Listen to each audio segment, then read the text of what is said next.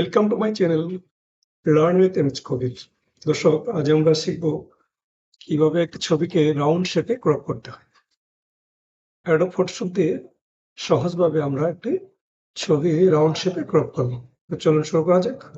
প্রথমে আমরা একটি ছবি ওপেন করে নেব।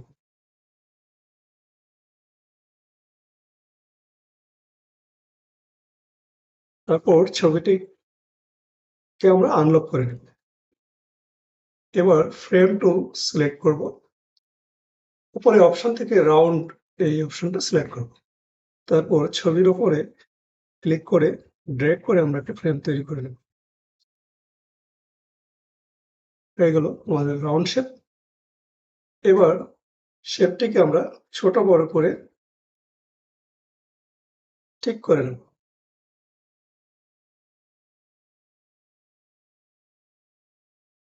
এবার ছবিটির উপরে ক্লিক করে ছবিটিকে আমরা সুন্দর করে সেট আপ করে নেব।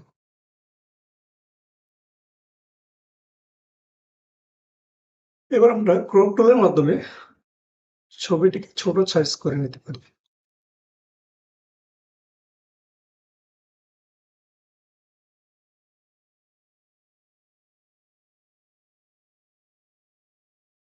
ওকে করে দেব। ছবিটি ছোট একটি সাইজে পরিণত হয়ে গেল। এবার আমরা ছবিটিকে সেভ করব। ছবিটিকে অবশ্যই পিএনজিতে সেভ করতে হবে, নইলে ব্যাকগ্রাউন্ডে সাদা দেখায়, রাউন্ড শেপটা পুরোপুরি দেখা যাবে না। সেক্ষেত্রে আমরা এক্সপোর্টে যাব, export as format PNG select করব। তারপর আমরা এক্সপোর্টে ক্লিক করব। ছবিটিকে একটা নাম দেব, রাউন্ড ইমেজ, দিয়ে সেভ করে দেব।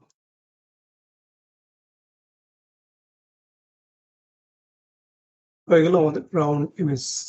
দর্শক, আজ এই পর্যন্তই। দেখা হবে পরবর্তী ভিডিওতে। আমার চ্যানেলটি ভালো লাগলে লাইক দিন, শেয়ার করুন, সাবস্ক্রাইব করুন।